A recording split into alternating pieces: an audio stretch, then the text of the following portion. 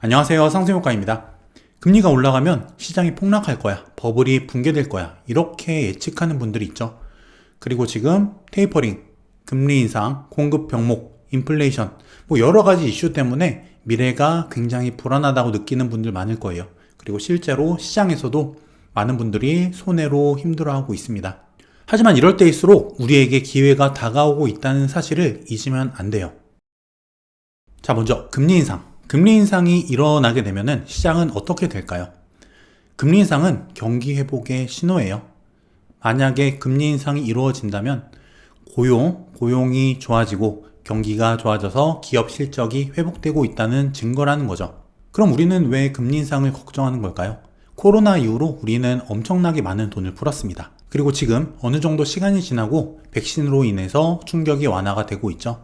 그러자 이제 서서히 돈 푸는 속도를 줄이려고 하고 있죠. 바로 테이퍼링이에요. 그리고 물론 더 앞당겨질 수도 있겠지만 내년 말쯤 금리 인상이 시행이 되겠죠.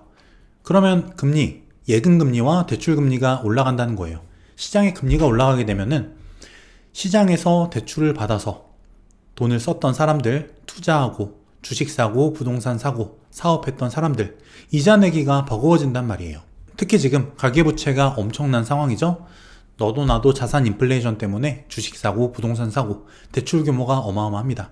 분명히 이 금리 인상으로 인한 일시적인 충격은 있을 수밖에 없다는 거예요. 하지만 기억해야 할 것이 있죠.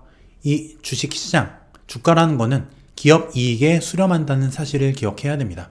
경기가 회복되고 기업 이익이 증가하면은 주가도 같이 올라간다는 얘기예요. 그러면은 과거에 금리가 인상되었을 때 그때도 그러면은 경기가 회복되고 주가가 올랐을까? 과거 사례를 보면 되겠죠. 자, 나스닥 차트를 보여드릴게요. 2013년 5월달 테이퍼링에 대한 예고가 나왔어요. 그리고 14년 1월 테이퍼링이 실행됩니다. 11월달까지 이어졌죠. 잠깐 출렁이긴 했어요, 시장이. 하지만 다시 상승을 합니다. 그리고 나서 1차 금리 인상 2015년 12월달에 나타났어요. 이때는 시장이 좀 많이 빠졌었죠. 충격을 받습니다. 그리고 나서 2차 금리 인상 16년 12월이에요. 하지만 이때는 충격 없이 바로 시장이 상승한 걸 볼 수 있습니다. 그리고 나서 꾸준히 계속 시장은 올라갔죠. 이 시기만 확대를 해볼게요. 테이퍼링 예고, 테이퍼링 실행, 그리고 1차 금리 인상, 2차 금리 인상. 자, 이렇게 1차로 금리가 인상되는 이 시기 2015년 12월 달이죠. 시장이 꺾입니다. 나스닥이 무려 20%나 빠졌어요. 성장주 위주, 기술주 위주인 나스닥 시장은 금리 인상에 다소 과하게 반응을 했던 거죠. 하지만 3달간의 하락 이후에 시장은 다시 급격히 상승을 했죠. 그럼 우리나라의 코스피 시장은 어땠을까요?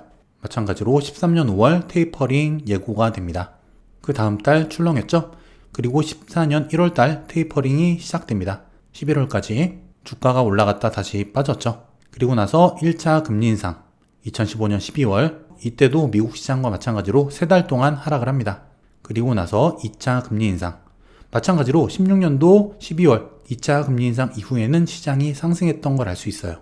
자, 이렇게 확대를 해보면 테이퍼링 예고, 실시, 그리고 1차 금리 인상, 2차 금리 인상 이렇게 금리 인상으로 인한 충격은 분명히 있었지만 크게 봤을 때는 박스권이었습니다.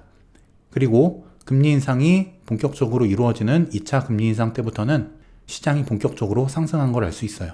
코스피 시장은 1차 금리 인상 뒤에 시장 충격이 9%였죠. 9%가 빠집니다. 나스닥에 비해서 하락폭은 적었다는 거예요. 이렇게 금리 인상으로 인한 충격은 분명 있었지만 결국 시장은 상승 랠리를 거쳐왔다는 겁니다. 이렇게 금리 인상 결국 경기 회복의 신호탄이었다는 걸 알 수 있어요.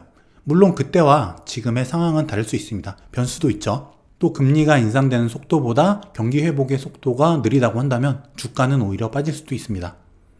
하지만 어쨌든 큰 흐름은 이렇게 흘러왔다는 거예요. 그렇기 때문에 우리는 경험적으로 보았을 때 이런 시나리오를 대략 세워볼 수가 있다는 거죠. 대신 우리가 조심해야 할 것도 있습니다. 과다한 부채 규모죠.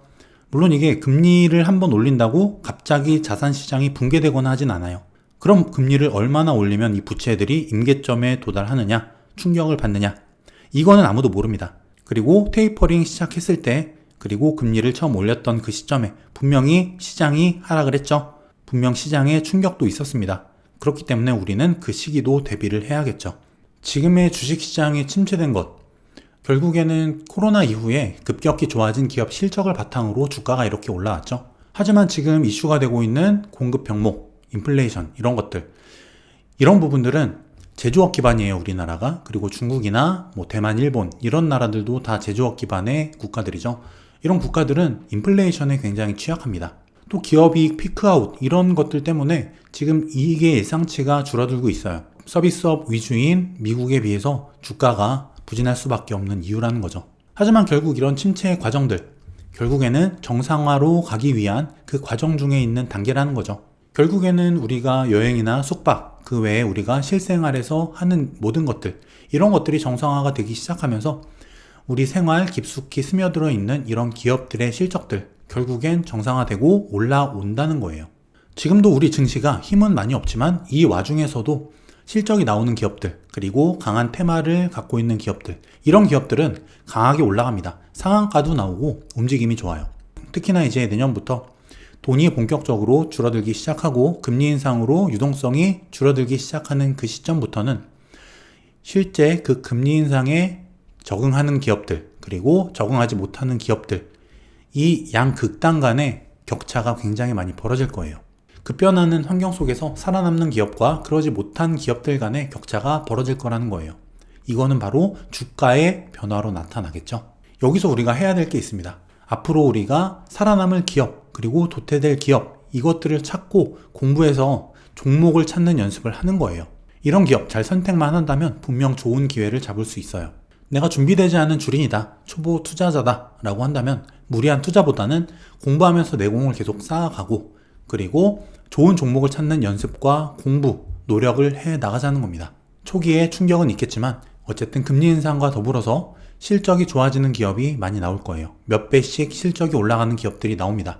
그리고 코로나도 정상화되기 시작하면서 기업의 이익이 급증하는 그런 업체도 많이 나올 거예요. 초보 투자자분이라면 여기에만 집중을 하면 됩니다. 어떤 기업의 주가, 어떤 기업의 미래 이익, 실적이 늘어날 것인가, 여기에만 집중을 하면 되는 거예요. 주린이분들, 주식 초보분들, 운 좋게 작년 코로나 위기 때 시장에 들어왔어요. 그리고 많은 수익을 냈습니다. 하지만 지금 어떻죠? 작년에 번 거 다 까먹고 지금 손실 중인 분이 대부분일 겁니다. 이렇게 준비되지 않았다면 결국 주식시장에서 돈을 벌고 잃는 것들, 내 실력을 따라간다는 거죠. 내 계좌 잔고는 내 실력에 수렴한다는 거예요. 아직 준비가 안 돼 있다면 종잣돈을 모으면서 실력을 쌓으세요. 반드시 내 자산을 반전시킬 기회가 옵니다. 꼭 코스피가 올라야 되는 것도 아니에요. 좋은 종목만 잘 찾으면 반드시 큰 수익을 낼 수 있습니다. 하락장에서도 상한가 종목 매일 나오죠?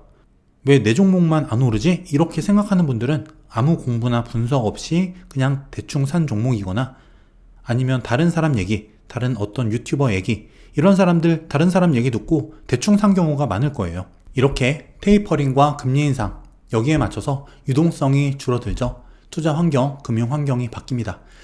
이 변화 속에서 분명히 큰 기회를 잡고 부를 쌓을 수 있는 사람도 생겨날 거예요. 작년 코로나 시작 때처럼 말이죠. 여러분 꼭 준비를 하셔야 돼요. 이렇게 시장이 환경이 급변하는 이 시점, 변곡점, 이 시점에서는 반드시 큰 기회가 오고 큰 부자들이 탄생을 합니다. 오늘 내용은 전문적인 경제 해설도 아니죠. 그리고 미래의 주가가 올라갈 거다, 떨어질 거다, 이런 예측도 아니에요. 중요한 거는 우리가 지나온 과거 경험을 비추어서 거기에 맞게 우리가 똑같이 반복될 미래의 사이클, 이걸 준비하고 대응하는 데 의미가 있다는 거죠. 포트폴리오를 어떻게 짜고 어떤 종목에 어떻게 투자를 하고 현금 비중은 또 어떻게 가져갈지, 이런 공부를 꾸준히 해 나가야 된다는 거예요. 종목을 선택하는데 많은 시간과 노력을 쏟고, 그리고 그 종목을 선택했다면 그 종목을 계속 트래킹하는 거예요. 지켜보는 겁니다. 미래의 이익과 실적, 내가 예측한 대로 잘 내가고 있는지, 그 길을, 성장의 길을 밟아나가고 있는지, 이걸 잘 살펴보자는 거예요. 주가는 이익 곱하기 PER, 멀티플이죠. 다가올 미래의 이 기업의 이익이 좋아질지, 좋아진다면 얼마나 좋아질지, 또 이 기업의 이익이 얼마나 빠른 속도로 좋아질지, 이게 바로 PER 멀티플이죠. 내가 가진 종목 또는 앞으로 투자할 종목에 대해서 이 두 가지, 이익의 추이와 멀티플, 이걸 내가 알 수 없다면 절대 그 투자는 성공할 수 없습니다. 어떤 종목이 미래에 좋아질지 끊임없이 고민하세요. 그리고 생활 속에서 아이디어를 찾으세요. 피터 린치처럼 말이죠. 그리고 공부하는 겁니다. 제 카페에서도 하고 있죠. 기업 리포트, 산업 리포트 이런 것들 같이 읽어 나가시고, 그리고 경제신문, 종이신문으로 꼭 구독을 하세요. 그리고 경제기사, 연예 같은 거 보지 말고 경제에 관심을 갖는 게 유리합니다. 결국 손품 팔고 발품 팔고 공부하고 내 시간과 노력을 절실하게 갈아 넣는 사람, 이런 사람들에게 기회는 돌아가게 돼 있어요. 준비를 통해서 꼭 기회를 잡고 이 변화하는 시대의 흐름 속에서 꼭 부를 창출할 수 있는 우리 상승효과TV 가족 여러분들이 되시길 바라겠습니다.